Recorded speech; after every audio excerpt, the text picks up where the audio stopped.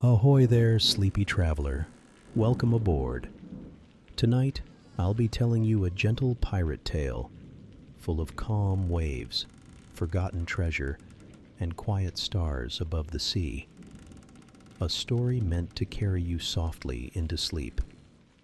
But before we set sail, I'd love to hear from you.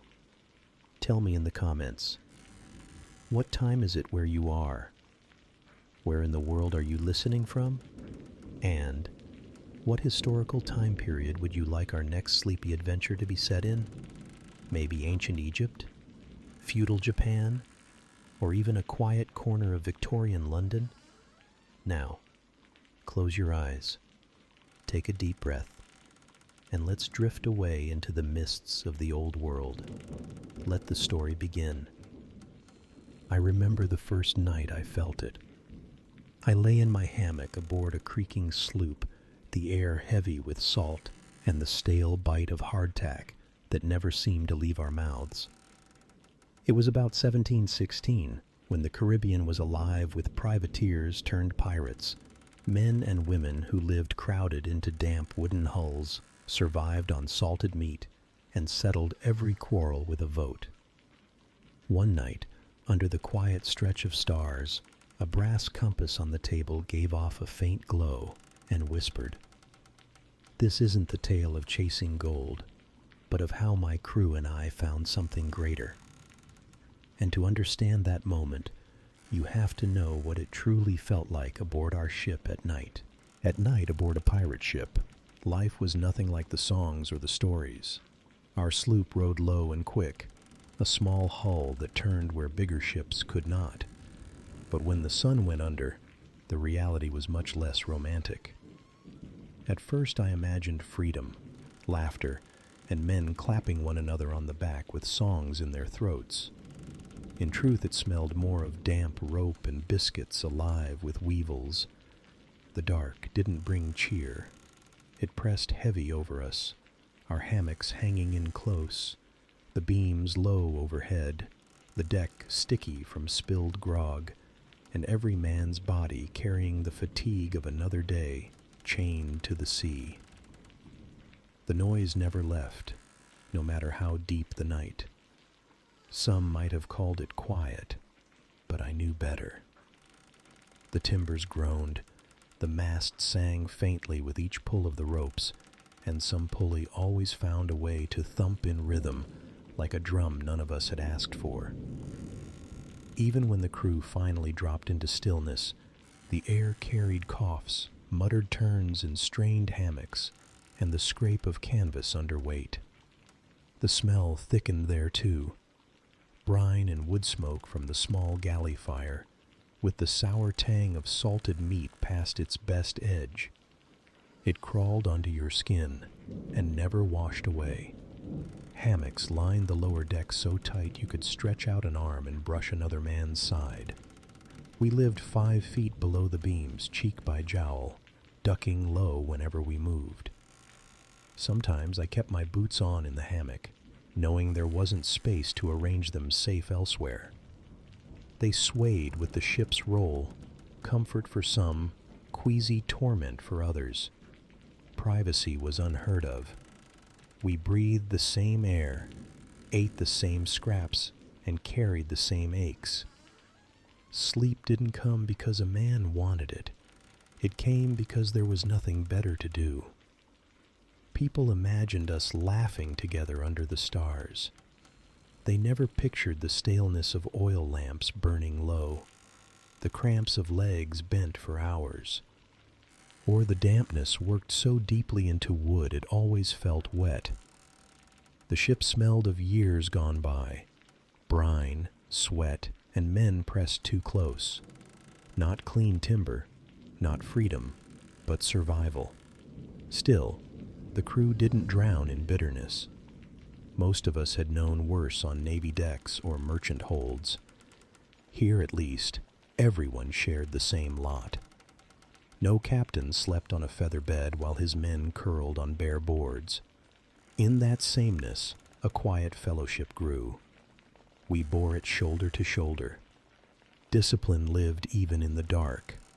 Our code had rules, and democracy didn't keep ours. A watch was always posted, chosen because we had voted for the man or agreed to the order. By night or day, our structure held, fending off the chaos lurking outside in every wave. Even sleep fell into that order. You shifted in your hammock. You held your silence. You gave each other what little rest there was. So I lay with the air thick around me, sweat-damp fabric close, the hull slapping in rhythm just beyond the timbers, and shadows moving as lanterns swayed. The men sighed and murmured, half in dreams and half in pain, always some curse put against food or teeth or legs that refused to stop aching. Above us, the sea kept its endless song, not loud, but heavy enough that it climbed into our bones. Most nights, I couldn't keep to sleep as well as the others. Too restless, too aware of every groan in the timbers. I would climb free of the hammock, push up the narrow steps, and breathe the air above deck. That too held its sounds. Wind whistling the rigging, sails tugging, the great hush and slap of the waves. Still, I kept a little ritual to anchor myself. Each time I came up in the dark, I would set my palm to the rail before I leaned out, feeling the damp wood roll against the sea. It was a way to remind myself the sloop still held firm under me. The stars spread wider than any could believe. Whole rivers of light cut across the black sky. I leaned on elbows rubbed raw from rope and stared until the sea and the heavens blurred. The board swelled underfoot with moisture, and every step had to be careful. Still, up there, something in the stale heaviness lifted. My chest breathed a little easier. That night began no different. My hand to the rail, my eyes to the stars. The deck swayed, the ship hummed, and I thought only to linger until fatigue pulled me back below. And then, near the captain's quarters, I saw it. A gleam too steady to be starlight, too soft to be reflection. On a small table where charts and spyglass waited, a brass compass lay and seemed to glow on its own. I stepped closer. The light was not strong, barely a trace, but it pulsed faintly like the thing breathed. My hand reached near, and I felt warmth where there should have been only cold brass. The creak of sail behind me, the shifting hammocks below, the water's rhythm against the hull, all that receded to a dull hum. The compass pulled my eyes and stilled me in place. The lanterns rocked, shadows stretched across the deck, and everything in the sloop seemed to pause. I thought for a breath that even the crew carried some sense of waiting, though they slept on below. Curiosity swallowed the weight of the night, chasing away the exhaustion. The old rhythm of cramped hammocks and dripping timbers gave way to quiet awe. In that glow I recognized a truth. Our nights were never free, even in their harshest stillness. Something lingered always, whether fellowship, hunger, or the faintest shimmer of the unknown. And so the night carried me with it, into the same air that reeked faintly of what we ate, and what we would eat again tomorrow. Food was the other constant in those nights, as unavoidable as the creak of wood or the slap of waves. We lived on hardtack and salted pork, things sailors often called biscuit and salt beef, and on rare occasions, citrus or sauerkraut, prized like treasure because they kept scurvy at bay. Fresh fruit or vegetables vanished in days, but the biscuit and pork lasted for months, whether we wanted them to or not. Hardtack was the mainstay. It wasn't bread as you'd know it ashore. It was more like stone baked into the shape of a cracker. Chewing it took patience, sometimes hammer and blade, and always left crumbs that clung to your mouth.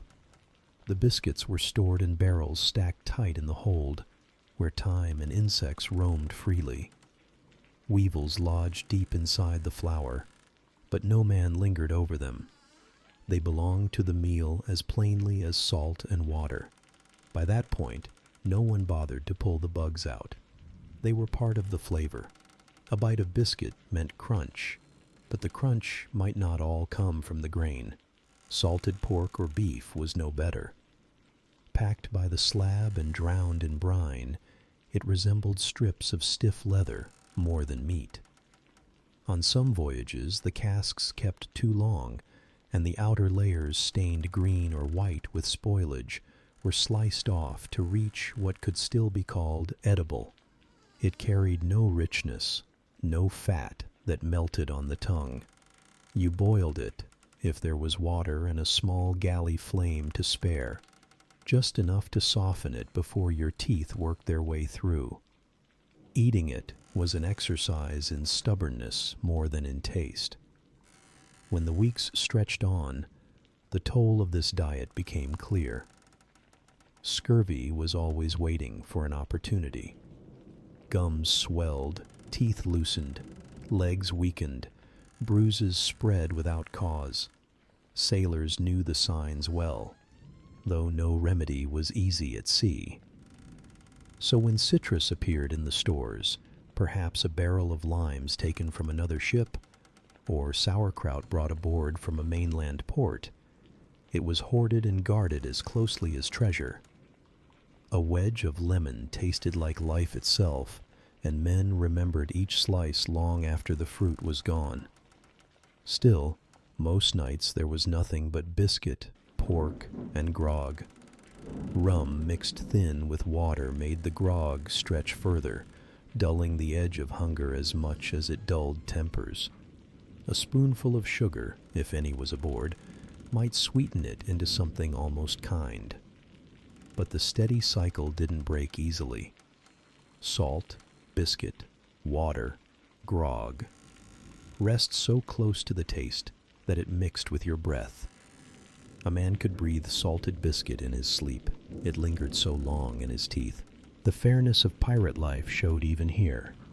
We lived under articles agreed to by crew and captain alike. Rations, like plunder, were divided according to those rules.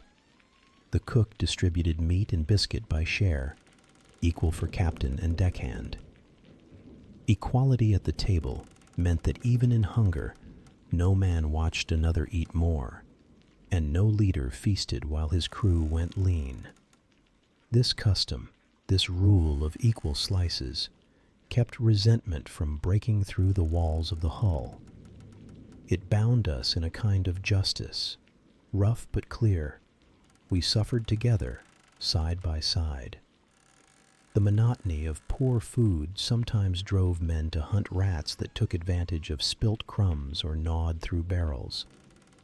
When supplies shrank, even these pests became part of supper. Nobody cheered for it, but no one scorned it either. A rat roasted over embers could keep hunger away for another night, and a crew came to terms with that faster than any tale of feast. It was a quiet truth, spoken rarely, but lived often. Survival would not lend itself to taste. At night below deck, after eating, the air thickened with its own blend of flavors. The pork's brine, the stale edge of biscuit dust, the sweetness of grog, the leak of lamp oil, all of it soaking into canvas hammocks and rough wool clothes. It clung to skin and hair until every man carried the smell of shipboard meals with him. When he exhaled, someone else inhaled the same mix. Food became not only what we swallowed, but what we breathed. Even in darkness you could trace what your neighbor had last eaten. The routine settled into us quietly. We broke biscuit with mallets, softened salt pork with boiling water, chewed until the jaw ached, swallowed when we could. Some nights we joked about it, voices carrying just enough humor to mask complaint. One man might feign outrage at the size of his slice. Another laugh bitterly at the weevils that crawled out only after he'd eaten most of the bite. The hammock swayed above this chorus, and lantern light played over faces hardened with both salt and fatigue. Even then, so close to discomfort, there was companionship in knowing everyone shared in it alike. Lying back in my hammock, stomach never full but never truly empty, I let the taste of stale biscuit hang faintly on my tongue. My hands, thick with rope calluses, rested against my lap as the ship hummed. The rhythm of the night was made of chewing, swallowing, listening to others murmur about their portions, then curling into the same canvas bedding until sleep crept over us. That sameness could gnaw at a man, days vanishing into the same grain, same salt, same thin liquor. It was in this quiet repetition, with the taste of biscuit dust still in my throat, that I turned the compass over in my palm. At first it felt no different from any instrument kept on the quarterdeck, a bit of brass, useful for bearing steady course when the skies were clouded. Yet the longer it rested against my skin, the more curious it became. The metal thrummed ever so slightly, carrying a hum softer than the creak of timber. I frowned and lifted it closer, certain I felt more than the throb of tired blood through my fingers. I leaned nearer, straining to catch whether the sound belonged to my own mind or to the tool itself. Around me the ship carried on as always, men swallowing snores, hammocks swaying, the grog's sour scent lingering. No one stirred. No one else noticed. The compass needle flickered not with steady north but with an impatient tremor, as though pressing against invisible boundaries. A pattern seemed to stir there, almost purpose. The sensation steadied into something undeniably alive. Not words I could repeat, but a whisper, soft as breath through cloth, unhurried, yet distinct enough to send a shiver through an otherwise warm night.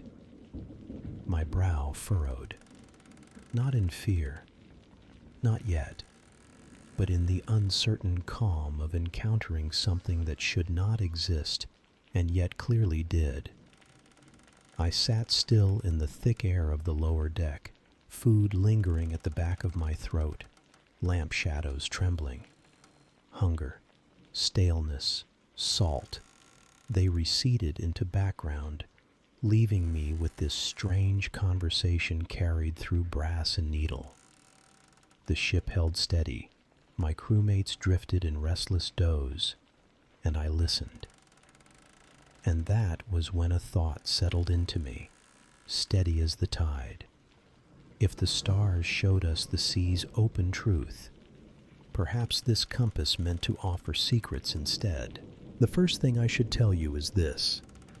We knew how to navigate. That was every sailor's trade. We rid the stars to find north, caught the moon's rising to mark time, and used dead reckoning when the sky closed over us. You measured distance by speed, you measured speed by hourglass, and you carried your course in memory. It wasn't perfect, but it was the rhythm of seafaring. That was what men trusted, and it had kept us alive longer than luck ever could. So when the compass in my palm stirred, it wasn't wonder I felt first, it was doubt. The needle didn't stay where it ought. It twitched off north, pulling just slightly like it wanted to slip free from the glass. Not wild, not broken, only restless. And with that restlessness came something softer still, like a pressure in the ear that wasn't sound at all. A hum, almost, or the impression of a voice. Not words spoken aloud, but the kind of meaning you catch in the dark when your eyes chase shapes that aren't quite there.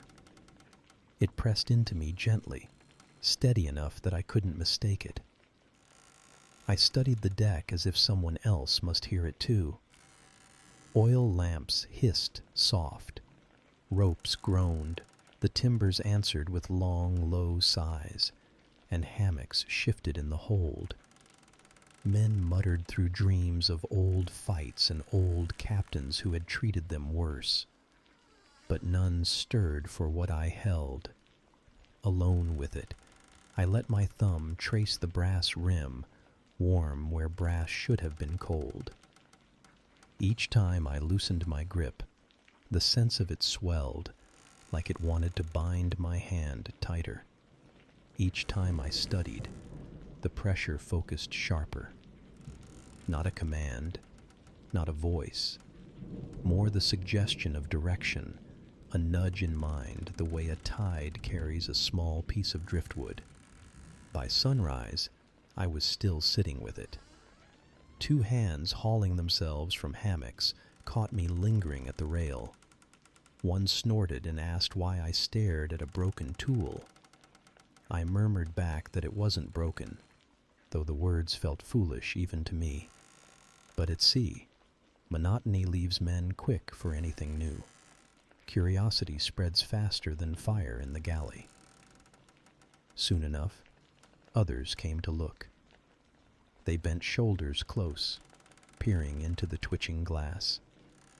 To most, it gave no whisper, but they saw the needle jig sideways, despite clear skies and steady stars overhead, and that was enough. Whispers went the other way then, not from brass, but from mouths and beards. A few spat and called it cursed. Said some drowned sailor spirit clung there, urging us toward the grave. Another called it a trick, planted to test our loyalties. Men who leaned close swore they heard something, sighs, shapes of half-formed words, and they backed away quick, covering fear with laughter. Superstition floated higher than sense in nights like that. Debate festered until the deck noise grew as loud as a tavern's. But pirates don't leave matters hanging long. Where Navy captains gave orders by the lash, we had our articles. When a choice this sharp cut in, we followed them. The quartermaster rapped a mug on timber and barked that we'd vote. That quieted the brawl fast. One by one the crew gave answer, aye or no. Voices called clean into the heavy air. Votes tally quick at sea. We had no need for speeches when sky and belly pressed. And by midday the decision stood. We would follow the compass. That didn't take away unease. Doubt clung like damp salt in a shirt. Some muttered about doom. Some spat on the deck for luck. Yet piracy lived in risk. Every man and woman there had wagered life for coin already. Dead reckoning went wrong too often. Storms drove sound ships onto reefs, and hunger bit through strong backs as sharp as any curse. If something wanted to guide us, many thought better to test it than rot slowly on a course already known. So we raised canvas into new wind. Lines groaned as they tightened, sails cracked wide, and the sloop tilted into waters it hadn't sailed before. The hull made its usual aching protest, but even in that I swear I heard a kind of readiness. Faces wore suspicion still, but more than suspicion too. The anticipation of a turn in fortune. Hunger had dulled tempers. The same meal had dulled spirits. Now every rope and plank hummed with a direction not chosen by map or captain, but by something stranger.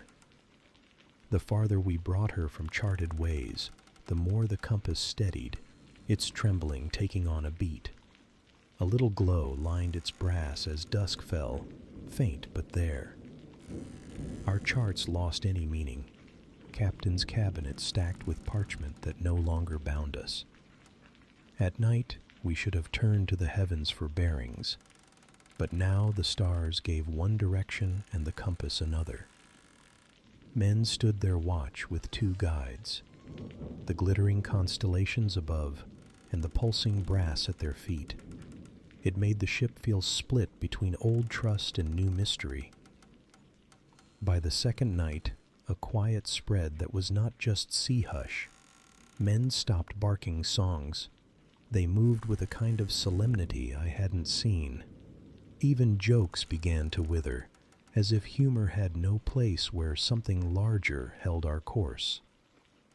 The whisper reached more than me now, not words, never words, but a shared impression creeping through.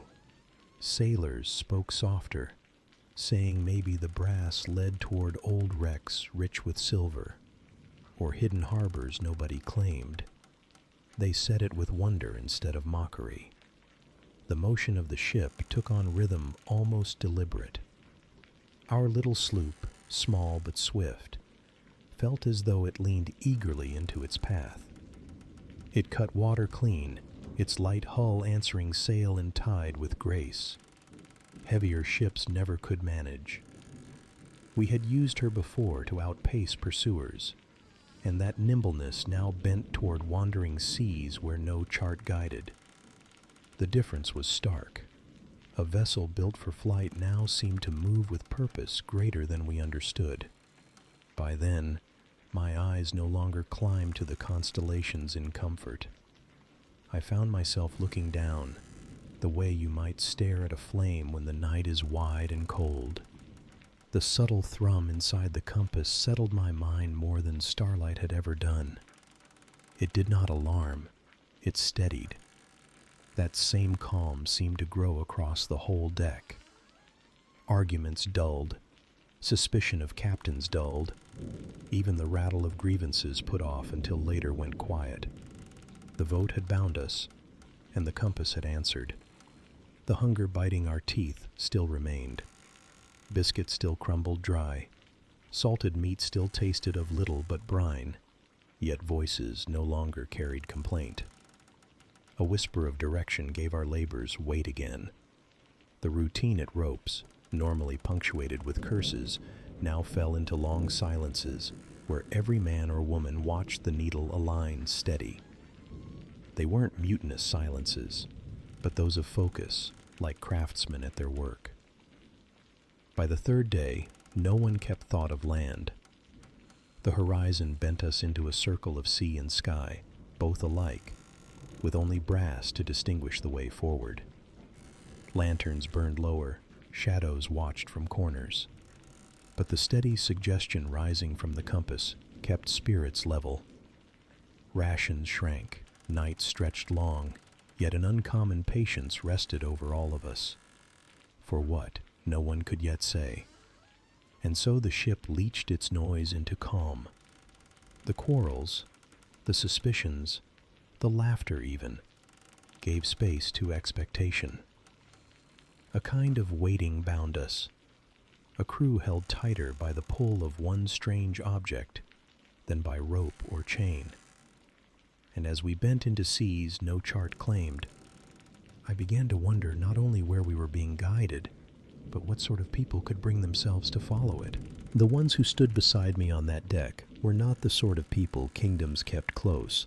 They were the strays, men dragged off wharves to fill navy ranks, men who'd slipped chains in debtors' jails, women hiding their hair, shoulders bound tight to pass among us, and a few who had fought free of slavery only to find no place willing to give them shelter. Ashore, every road had spat them out. Afloat, they became a crew. Outlaws, if you like. But for the first time in their rough lives, they voted with their own hands on where to turn. That vote mattered more than a crown's decree ever could. Most of them had known warships before. Ships run like prisons with sails. Captains in service to the crown drove their men by lash. Rations could be cut on a whim if an officer wanted more for himself, and pay was withheld for months, even years. You didn't appeal, you obeyed. Many carried scars across their backs from that life, and more wounds hidden behind them. Pirate decks looked different, for all the dirt and hunger. Shares divided equal, even the captain's piece written plain where everyone could see. The quartermaster made sure of that, set against the captain to keep him from swelling too much with power. Both were chosen by the crew, and either could be thrown down by vote if pride grew larger than the mast. On no king's ship did such a thing exist. Names like Anne Bonny and Mary Red remind us it was not only men who signed on. They had boarded under disguise, but once revealed, they stayed and fought with steel in their hands. Their presence proved a simple point, that anyone who could endure the code could stand with us in battle. That example traveled fast. On the sea, where the world ashore made no space, our hulls carried some of the only planks wide enough. At night, the deck often turned into a meeting place. Hunger still gnawed, hands still raw from hauling line, yet the lantern light drew them in. Grog passed from calloused palm to calloused palm, and men and women argued matters that would decide their days. Who should row a lookout boat at dawn? Was the last cask worth saving, or safer to eat before it spoiled? The voices were coarse, often impatient, but every voice held weight. No officer cut them short. Even a man toothless from scurvy spoke as one among equals. Decisions didn't fall from above. They rose from all sides. To bind that democracy, we kept articles written down, rules every hand signed. Those pages listed out the shares, the punishments, the rights. If you lost a limb in the fight, there was compensation. If you shirked your turn at the ropes, there was penalty. It was crude, but it meant law belonged to every man aboard, not barons ashore. So when the compass whispered and debate began, each sailor leaned into it, not because they trusted the tool, but because they trusted the code that would decide its use. Equality at sea was not softness. The bonds that grew smelled of sweat and salt more than warmth, but they held. Men cursed one another for slack knots. Fists sometimes flew when tempers broke, but the rations and work remained level. Every man knew he belonged no place else, so he guarded this rough family even while he shouted at it. Share the rotten biscuit together, share the brine beef together, and you shared something deeper than friendship, survival. Suspicion never vanished. Betrayal stalked every voyage. A man caught by enemy ships might trade names for mercy. A shore leave could end with deserters. That mistrust was part of life, and when we first eyed the quivering compass, mutters filled the dark. Was it a curse, a trick of officers, a weapon planted to divide us? Half believed so. The rest leaned close, their hope louder than their fear. Voices sharpened, but suspicion did not break the hull apart. It only proved how much had to be settled by shared hand. When the vote came, it cleared quicker than any mutiny in naval ranks ever could. Whispers tapered into silence as men lifted their mugs, as voices fell in order one by one, aye or nay. The needle's faint glow seemed to sway and wait for them. By the time the tally ended, the choice was made, not by captain, not by lash, not by coin on the table, by all. I remember the quiet that followed. It was not triumph. They did not cheer. Men and women held their bread crusts or ropes the same as before, but each carried the knowledge that the strange instrument was no man's possession now. It lived among all of us, its glow belonging to every hand on the ship. That quiet was not resignation. It was unity. Democracy on the open sea was fragile, yet it was more real than anything on land. Ashore, these hands would be hanged, branded, or driven into alley shadows. But under sail, they had built something like a republic, where no king's order reached. Articles spread across the deck, votes called under lantern light, quartermasters keeping balance, captains watching their tongues for fear of being cut down by election. A republic of outcasts, steadied by rules they agreed to themselves. So when doubt swelled again, it eased not by magic or trust in supernatural things, but by the practice of that order. They hauled ropes in more even rhythm, cursed less quickly, and even their suspicion toward one another dulled, because their shared decision bound them tighter than chains. Unity hard-earned proved more binding than unity forced. Walk the deck, and you saw how mixed they were. Scarred veterans beside ragged youths, freedmen beside runaways, women pulling knots beside ruined debtors, bent in half, but working. There was no promise of harmony among them, yet the articles gave them common ground. That meant more than any flag they might hoist above. I saw it clearest the night the mist began to gather over the water. Sails adjusted without quarrel, men braced without argument. Their silence was heavy, but not born of fear of lash. It was the silence of shared choice. They had chosen to trust a compass rather than stars, and that required them to trust each other. Even in hunger, that knowledge steadied their hands. Who were these people? Not heroes, not villains, not subjects either. A debt unpaid, a name denied, a body scarred and unwanted, stitched together into a company by salt and vote. Family built not by blood, but by outlet. A strange family, but one that shared what the world had denied them, belonging. The compass rested in its box now, but everyone knew its glow would return. To most eyes, it was brass and glass. To us, it was a heartbeat playing across rough wood, a token of our union as much as any chart. For once, treasure was not silver nor gold, but decision.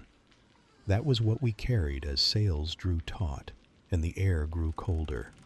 And as our narrow sloop cut quieter waters, mist climbed in slow curtains, swallowing the horizon. The world beyond the rails dimmed until nothing remained but deck, crew, and the soft whisper we had chosen to follow. None of us spoke of what might lie within that fog. We gripped the ropes and waited. Mist thickened around the bow, and the sea ahead seemed to fold in on itself. We had left the clear stars and horizon behind, slipping into a gray, so dense no axis of sky or water could be found. The compass kept humming low in my hand, its needle calm yet intent, and all of us leaned forward, steadying lines as though silence had become the order of the night. Our sloop was built for places like this. Narrow with a shallow draft, she could nose through channels where big ships broke their keels. Speed and sharp turns were her great tricks, the kind of design smugglers and pirates both prized because it meant survival against the frigates that hunted us. In the fog, this meant she moved quietly as shadow, too light to stir much wake. With each careful gust, we pressed deeper into stillness that refused to echo back. Fog takes sound in strange ways. At first we made the usual noises. Rigging thumped soft. Someone coughed. Boots shifted across damp wood. But the more the mist folded thick, the more those noises strangled short. Speak a word, and it traveled only a few feet before dying.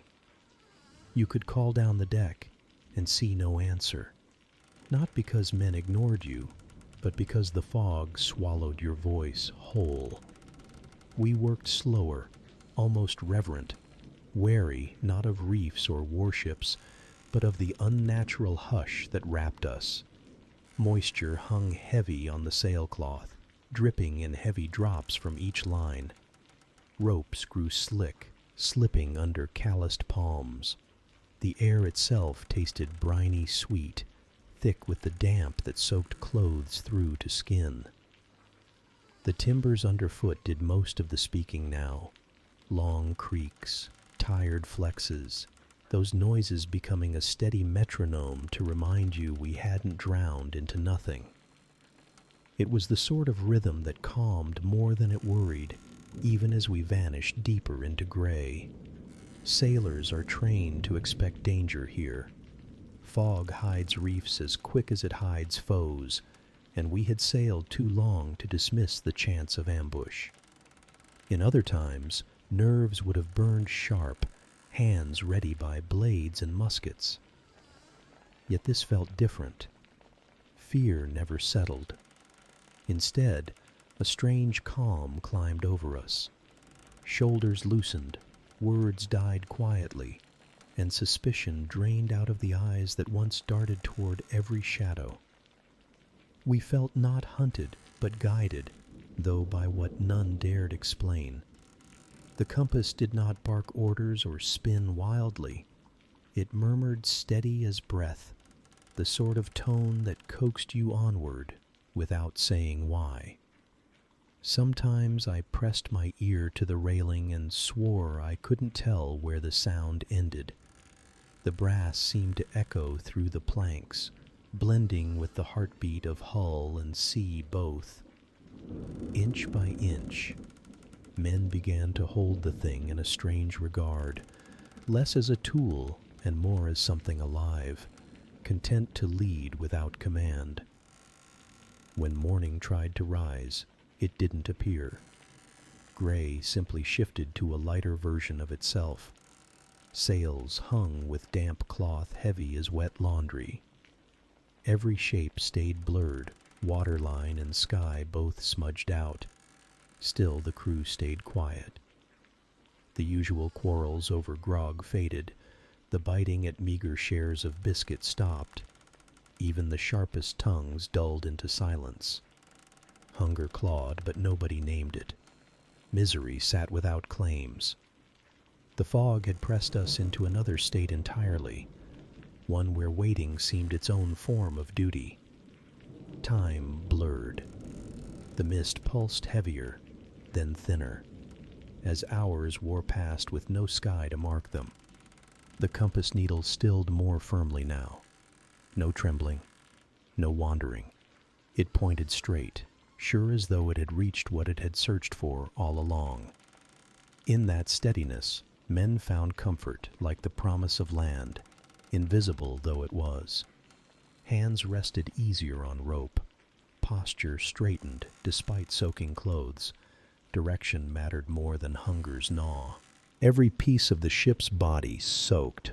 Rails slicked over until salt water chipped at our knuckles. Nails dampened into stains around the boards. The odor of wet hemp and old pitch filled the nose more than any meal did. Yet no one complained, not even in mutter. We were carried forward by something unnamed, and that was enough. Then the horizon changed. Only faint at first. Pale flecks scratched into gray like chalk against slate. Eyes blinked, rubbed, then blinked again. Not fire, not lanterns, nothing shaped by hand.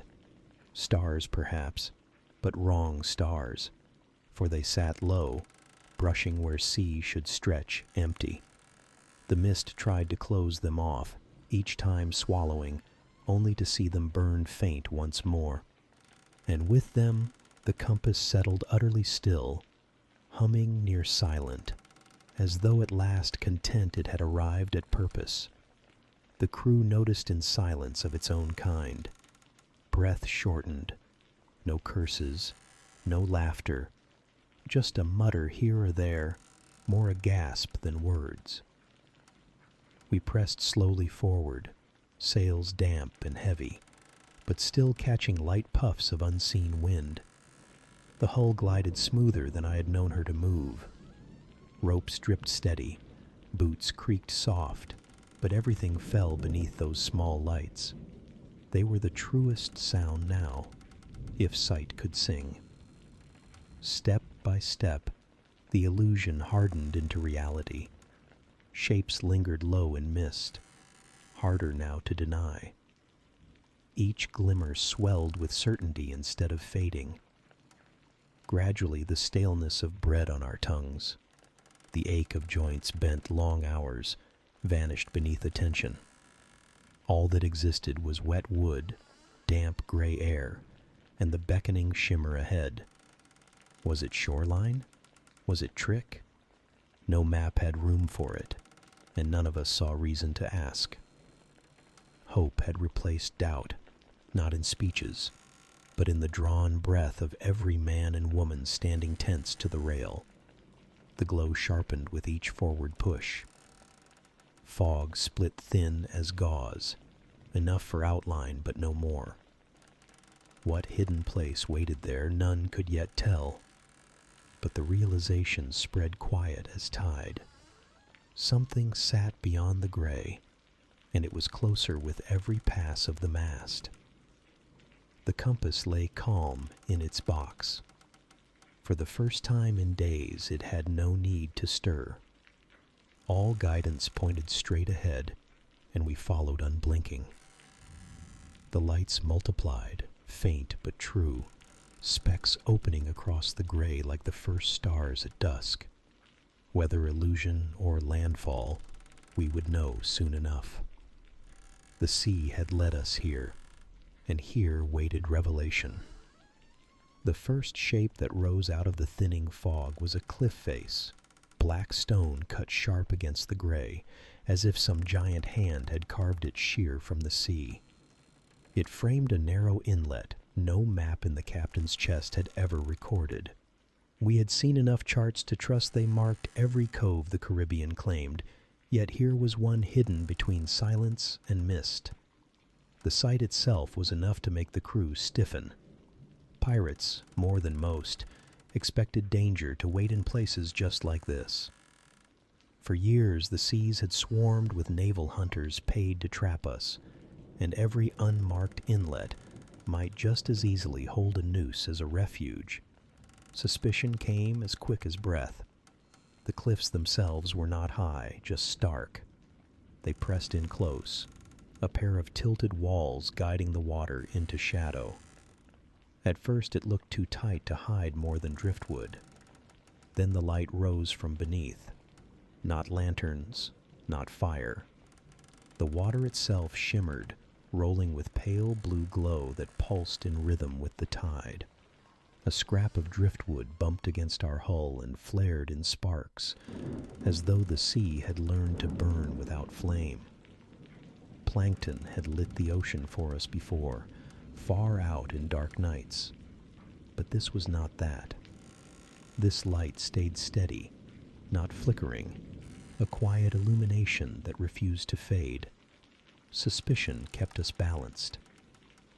A pirate sails long enough, and he knows the shape of ambush. Hidden ships waiting inside coves, muskets leveled from trees, buoys chained to block escape. Our hands hovered close to cutlasses, shoulders tight, eyes searching the cliff edges for muzzle flash. But the cove gave back no hint of enemy presence. No ships moored, no fires ashore. Only the clarity of silence, so deep it made each creak of our hull sound like shouting. It was that silence that struck hardest. Even the birds circling above made no sound, no shrieks, no flaps. They glided voiceless, like they had forgotten how to speak. Trees clung to the rock face heavy, untouched, their branches draping over in thick mats of green. Not a stump, not a scar from an axe. The air carried a wet, clean scent, sharper than the salty brine we breathed for weeks at sea. It was as if no hand had ever trespassed before us. The ship nosed slower into the inlet. Sails drooped heavy with mist. The water's glow lapped steadily against the hull, reflecting upward, painting every rail and rope in faint blue. We stood quiet, some leaning over the side, mouths closed but eyes wide. The silence pressed, but it did not crush. It stole the urge for quarrel, for noise. Even curses dried unspoken in our throats. The compass gave its answer then. It no longer trembled in the hand. No hum, no restlessness. The needle stood perfectly still, pointing directly into the inlet, as if its work had ended. Lean in close, and you might swear you heard a sigh, not words, only the settled breath of a guide laying down its task. Each man recognized the change, the votes, the quarrels, the suspicion that had carried across days at sea. All of it shrank thin in that single moment of stillness. The moment unfolded in slow, deliberate beats. Mist parted. Cliff walls sharpened. The glow spread wider below us. The compass steadied. Finally, the order came low and calm, almost unnecessary, to drop anchor. Chains spilled soft, rattling against hull, but even those echoes died quickly in the hush of the cove. The ship tugged once against her anchors, swayed lightly, then stilled. And with that stillness, the entire crew seemed to exhale together. Voices stayed low, a mutter here, a whisper there. No debate rang loud, no captain barked orders. The question was simple: do we step ashore? But even that no man dared answer bluntly. Instead, a kind of unspoken vote carried itself, each sailor watching another, eyes searching for doubt. We had built our lives on choosing by ballot, yet here a glance was enough, a consensus wandering calm across the deck until agreement hung unchallenged. We would go, but gently. The rowboat came down the side, ropes squealing soft. Oars were passed hand to hand without a word. Boots thudded muted on planks, but no shout rose. Fear had burned away, replaced by the weight of wonder. The shimmering water licked up as oar blades broke it, casting bright ripples off each stroke. Faces glowed strange against the blue sheen, coarse beards and scarred cheeks painted clean by the tide's own light. No need for lanterns now. The sea lit its own path. The beach revealed itself as pale sand, glinting faint blue when the boat pushed across it. Boots struck ground. With every footfall the grains lit bright, glowing then fading as each imprint sank. Men who had split skulls without pause now stepped gingerly, as if afraid to break anything fragile. No gulls cried, no crabs scuttled, no branches cracked underfoot. Just the rhythm of breath and the faint, patient lap of tide rolling back. Weapons were present, of course. Their hilts gripped tight in palms, but blades stayed low, not lifted for strike. They looked more like tokens of comfort than tools of power. For once, steel was not the answer to where we stood. Shoulders rose and fell with the effort of keeping calm. Pulses throbbed harder in necks, but there was no fight waiting here. The silence and the glow left no room for violence. It struck me then that the cove offered no choice at all. Not welcome, not warning, simply presence. a space unmarked by maps and untouched by hands. It made no claim upon us, except that we stand still within it. It spilled its glow across the tide, pressed its hush into our ears, and asked nothing. We waited, as though listening for something that might speak. Nothing did, and so we lingered. The compass had carried us heavy with hunger, suspicion, and salt-tongued quarrels. Now it lay quiet, its whisper gone, no urge to move on, just silence, and the faint shimmer wrapping ankle and boot.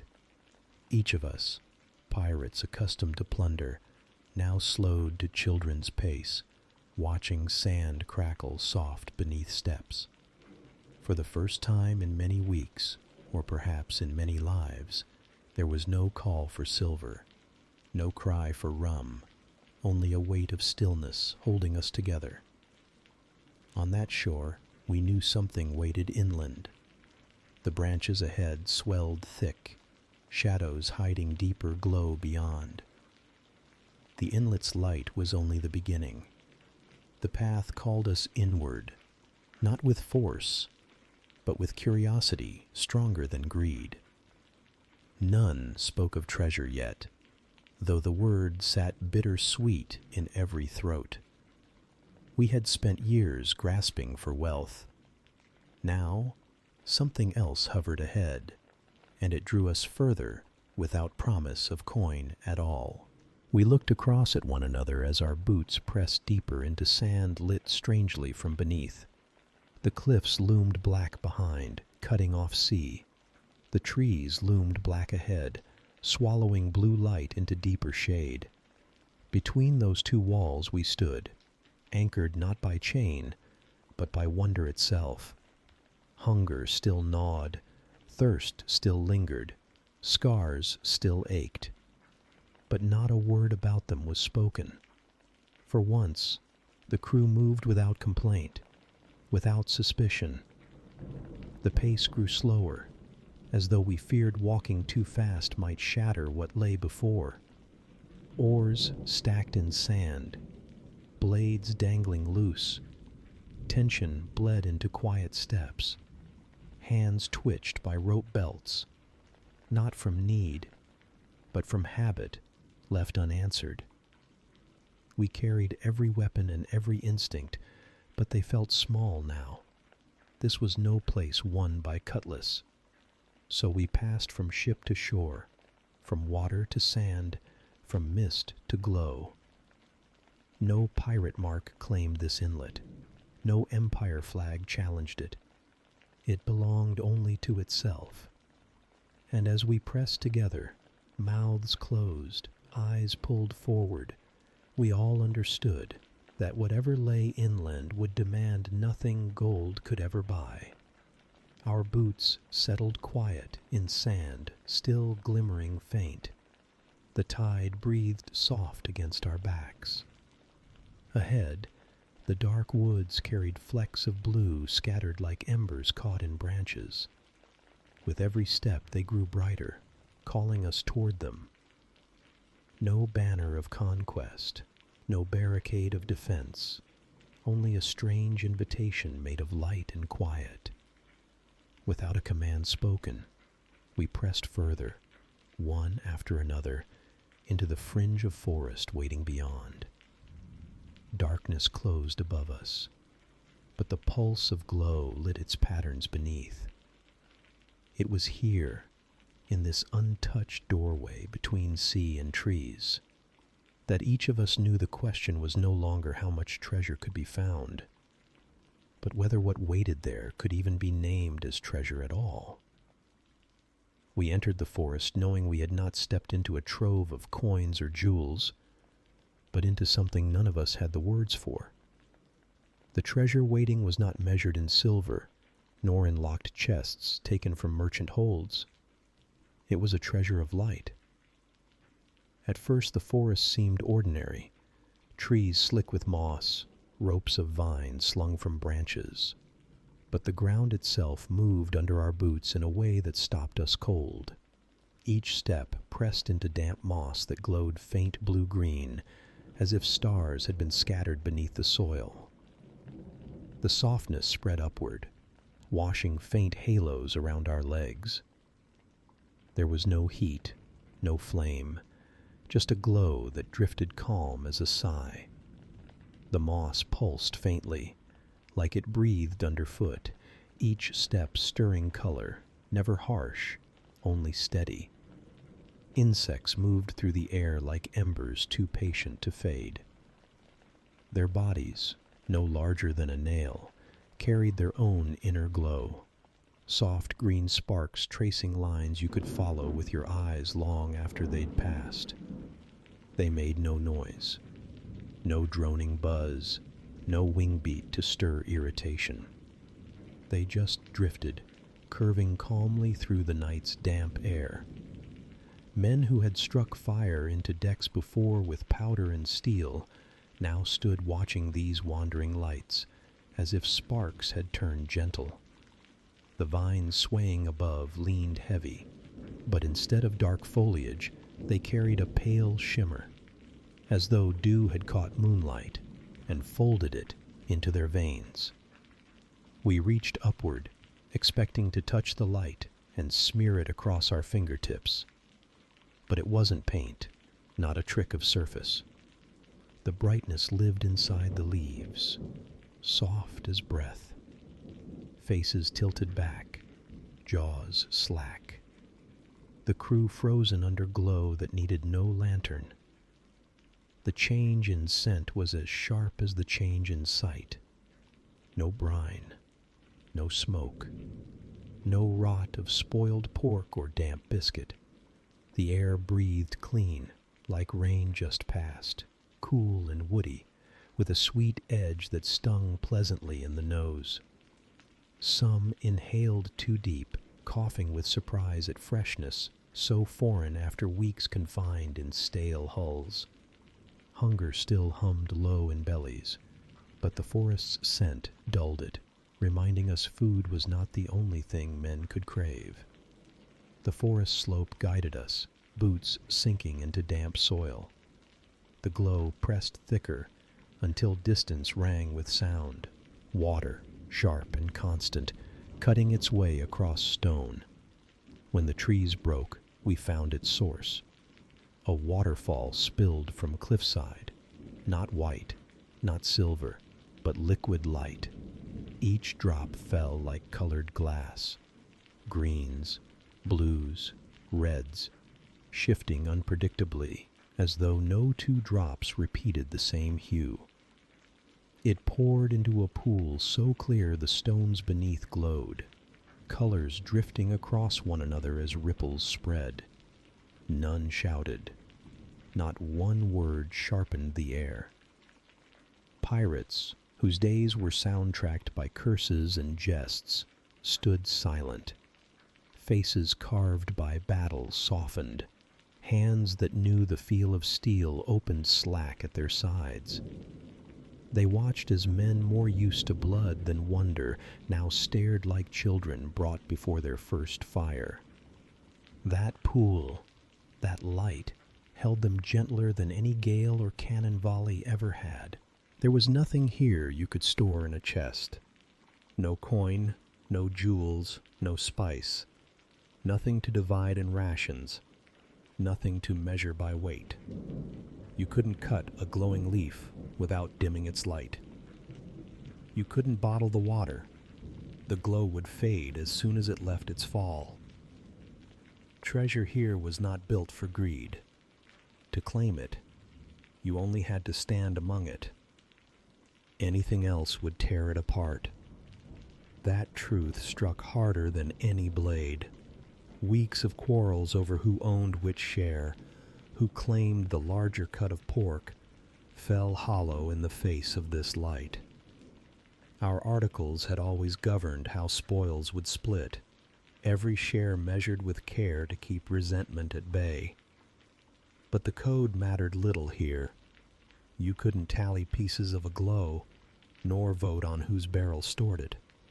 The only way to own it was to experience it together, free of division. Men I'd known to slit throats in blind anger now stooped to touch leaves like they were relics lost to time. Others reached pale hands into the air, trying not to grab but to follow the insects' paths. Scars across faces caught shine, turning grisly marks into something new, something softened. One man rubbed at glowing moss between his fingers like a potter's clay, staring at the slow fade of light it gave back. In that moment they weren't wolves. They were weary pilgrims, drawn into a shrine larger than themselves. The unity that followed didn't arise from fear or from contract. Nobody called for vote. No quartermaster stepped forward to count hands. The gathering simply drew in together, all standing shoulder to shoulder, bound by the glow. The air softened their angles, took from them the urge to brawl. Even the sharpest tongues, those who had cursed the compass most bitterly, bent quiet. For once we resembled something closer to a family than quarrelsome outlaws, the kind you only see when silence and awe are greater than hunger. I bent low at the pool's edge. Cold water shocked when it met my skin, sharper than any mountain spring. It numbed my bones for an instant, then carried calm deeper into them.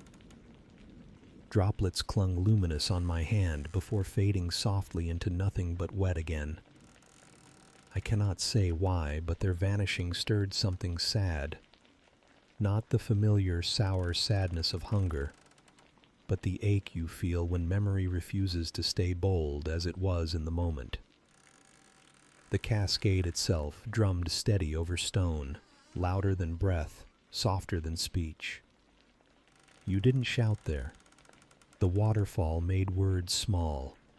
So we stayed silent, eyes fixed on shifting lights, splashing in the pool's surface. Some lowered heads as if in prayer, though none of us prayed to gods often. Yet we bowed all the same. Each man changed without saying how. Our code could never have written such unity. It was pulled from us by what we saw. Years later, I tell you this with calm certainty. That place was the richest treasure I ever knew. Greater than captured coins stacked in casks. Greater than the gold rings I wore briefly before losing them to another thief. Because those tarnished, those shifted hands too easily. This remained, shared, not owned. Present in memory, sharper than any crown stamped with a monarch's face. No kingdom could buy it, for it had no price. We lingered for hours, though time bent strangely there. No hourglass guided us. No stars above marked the passage. The compass, once restless, grew still. Its glow dimmed, its hum folded closed, like a voice finishing its tale and falling to rest. When I lifted it close, there was no whisper left. It had done its part, not silent in anger, but in peace. And so understanding settled. None argued for claim. None pretended it could sail with us. Even the greediest among us felt it. The grove belonged only to itself. Its gift lay in vision and in silence, not in wealth. Acceptance filled us, replacing even the faint hope for treasure we had carried. We recognized it together. We were not meant to keep it, only to witness. When the time came to return to the shore, our boots pressed gentle into moss, silent as the forest itself. The glow still shimmered behind us, steady as when we found it, untroubled by our departure. Nothing lessened, because we left. Only we had changed, carrying what could not be stolen, remembrance. On deck later, no one hurried to their stations. Hands tied ropes carefully, anchors lifted with uncommon grace.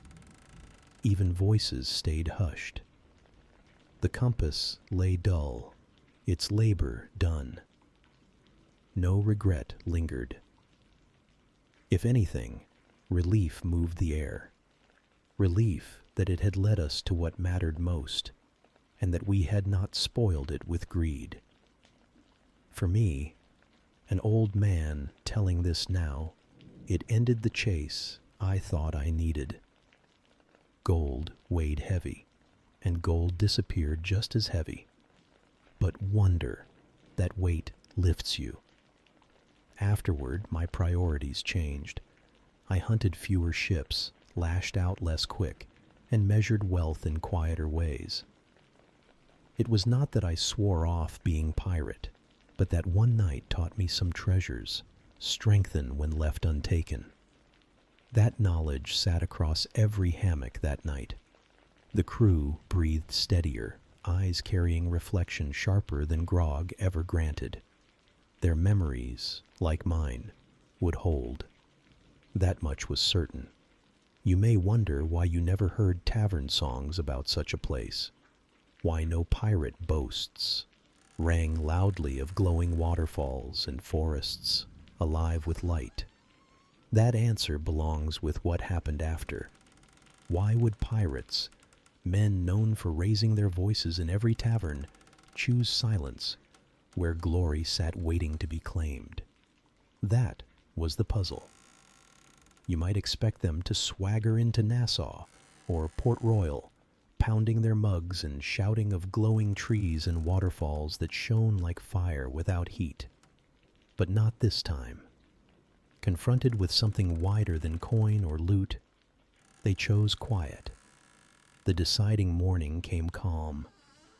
Hammocks still damp from mist swayed above the lower deck, and the ship sat steady at anchor inside the hidden cove. Lanterns swung soft, ropes stirred with faint wind, and the gulls overhead drifted without a cry. No man spat, no man joked. Instead, the crew gathered near the mainmast, sun bleeding pale through thinning fog. The quartermaster stepped forward with a mug in hand and asked the only question that mattered. Do we leave this as we found it, or do we tell? The arguments came, but even those felt muted. One side pressed for speaking. They pictured whole ports leaning forward to hear them. The promise of coin paid for tales richer than any stolen cargo. Fame itself was wealth, they argued, better than doubloons that slipped away in games of dice. Our names could sit forever in legend if we claimed loudly we had seen a grove of living light. Imagine taverns roaring our verses, empires fretting at rumors of secret power. For men with little to their names, that kind of immortality was tempting. But the others warned with equal sharpness. They had seen enough to know what happened when pirates advertised havens. In Nassau, when ports became too open, governors scrubbed them out with gallows. Woodes Rogers and men like him had filled whole docks with bodies once the whispers grew loud enough. Show the world this place, and the same fate would follow. Navies would drag chains across the cove, forests torn down to sell glowing moss by the crate, insects captured, waterfalls bottled until nothing remained. Profit would strip the magic to bare stone, the way every corner of the sea had been stripped once it was discovered. That thought hit with weight. Men who had cursed under lashes before frowned and shuffled, fingers brushing their hilts out of old reflex, even as no fight rose. They weren't angry, only unsettled. They saw the inlet already ruined in their minds, stripped of quiet and bound to greed. So debate slowed. Fists never flew, voices rarely rose. No man bellowed figures of shares because, for once, nothing here could be divided. The quartermaster kept order the way pirates always did, with the vote. He called us to one side or the other, tell or leave. Hands lifted, counted plain in daylight. A hush fell in the line each time a man raised his hand, neighbors glancing quiet from face to face. It was no close contest. One by one, Shoulders sagged toward silence. Even the louder voices for fame fell hushed when they saw where the Count leaned. The result was simple. The cove would be left untouched and unspoken. No carving initials into trunks, no symbols marked on stone, not even a tale muttered from lips to sweethearts in ports. As binding as any article written into ship's code, the pact was struck. Silence would keep it safe where noise would have destroyed it. This was not a prize to carry, only a memory to hold. So a strange transformation came over men used to bluster. Pirates who could never hold their tongues after the first mug of grog agreed to guard quiet as if it were coin. They carried that agreement more seriously than loot. They understood at last that some treasures wear out the moment they are displayed. This one could only last if it remained untold. As anchor chains rattled softly and sails filled once more, no farewell was shouted toward the cove. Cliffs closed back into fog. The blue light faded behind their edges. But the deck did not sink into gloom. Men coiled ropes neat, checked rigging careful, their faces turned forward in wary peace. Nobody bragged. Nobody groaned. Each knew the silence was part of the treasure now. Scarce rations waited below, hardtack alive with insects, salted pork gray as stone, but the bitterness washed easier across the tongue. Men chewed, swallowed, and leaned back into their hammocks with expressions calmer than before. Empty hands carried full memory, and that memory needed no division, no argument over equal shares. It belonged to all alike. Even the hungriest men seemed filled in some quieter way, their teeth still crunching biscuit, but their eyes softened by what they had kept safe. They had known the risks. If the secret spread, it would bring ships bristling with cannon and governors who promised pardon in exchange for betrayal. Hunters like Hornigold had switched sides before. The crew had seen how easy it was for men to trade allegiance if gold or survival tempted them. That danger weighed heavily in the decision. Leaving the cove secret meant keeping the navies blind. Silence was not only reverence, it was survival. So we trimmed sails, hauled ropes, let mist swallow the cliffs. The strange light dimmed behind us, and the ship bent again to well-worn routine. Bodies leaned against rails, mugs warmed with watered grog passed from calloused hand to calloused hand. But everything rang quieter, steadier. The pact had taken root like salt ground into old rope, rough, but binding. There was no regret. No one looked back over shoulders hungry for one more glimpse. Instead, every man bore the glow inwardly. Some smiled faint at nothing, others hummed low without words, the sounds resting on calm rather than rousing drunken boast. Even laughter that rose later came easier, not mocking, but relieved. They carried a secret no empire could punish out of them, and it ended in one small act, as soft as the vote itself. I took the compass. Its brass lay dull now, the needle quiet, no tremor left. I laid it back inside its chest, shut the lid, and pressed my hand against the wood. The sound of the lock felt final, but not harsh. It was not buried, only resting. What it had led us to was sealed in memory, not in boxes. We moved on into seas busy with routes long traced, winds well known, stars steady overhead. Hammocks swayed again with old sorrows, biscuits cracked dry as before. But something had changed inside. And from then on, the chest kept silent. So did we. That was how the decision settled. Silence chosen as treasure, and the compass dim within its box, a quiet reminder waiting in the dark.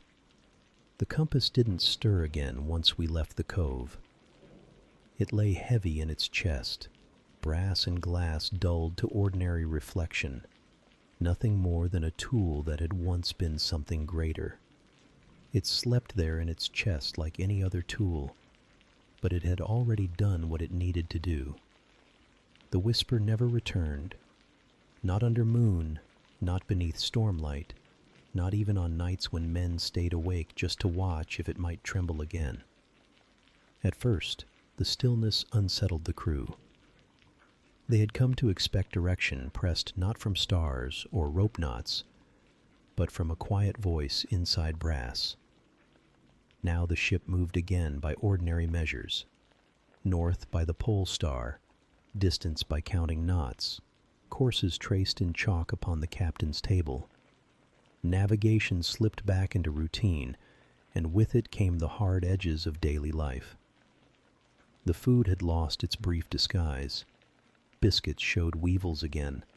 The pork carried its brined leather taste. Hammocks swung in damp air, creaking every time a man shifted against the cloth. This was the life that had always been, only sharper now after weeks of wonder. But what surprised me was how the silence of the compass did not turn the men bitter. Yes, they cursed the biscuit, spat at the grog, wiped sweat into their sleeves as before. Yet behind the curses, laughter returned easier than it had before the cove. Arguments died sooner, where once disputes over shares dragged long and sharp. Now they ended with a mutter, then a chuckle, then nothing at all. Even in hunger, their eyes carried a faint light, as though the glow we'd left still walked among us in memory, if not in sight. The captain's chest kept the compass wrapped in sailcloth, cushioned to stop it rattling against the ship's roll. Any man could ask to look. At times they did, lifting the lid quiet, eyes waiting for change. Sometimes a hand rested on the rim, ear bent close enough to hear his own pulse echo like memory. Nothing answered. The compass remained only itself, unchanged. And slowly, they stopped expecting.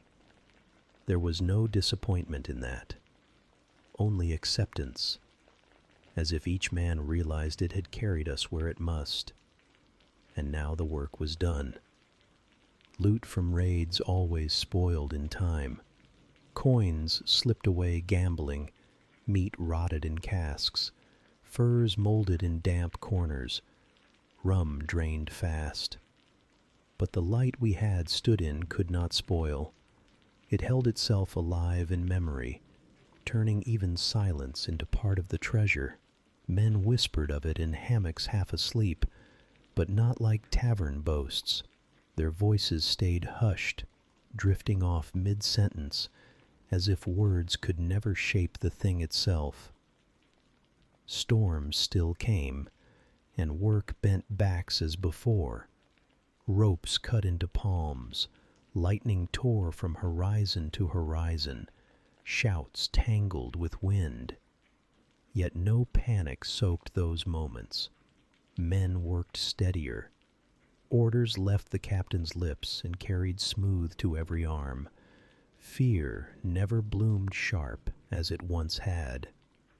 The memory of calm light steadied them, tethered each soul to something larger than storm. Even in routine miseries, it showed. Salt water warped boards, hammocks itched, and thirst worsened when water casks went stale. Yet faces wore easier patience. The cove had carved a place inside them where hardship could not reach so deep. I watched smiles appear in moments that once drew curses, when biscuits shattered against teeth, when boots tore on deck nails, when rope grease stained palms black. Instead of rage, it would end in softer laughter. I could see a difference in how they lived among each other. Before, Quarrels over portions could last half the night, knives drawn sharp only to be scabbarded again when discipline forced calm. After, arguments shrank. A man might mutter about a short ration, but another's grin closed it down. No fight needed. Cooperation grew honest. Shouts at the rigging sounded less like anger and more like rhythm. Work was the same, but spirit changed. The compass stayed cold, but in that cold it gave something lasting.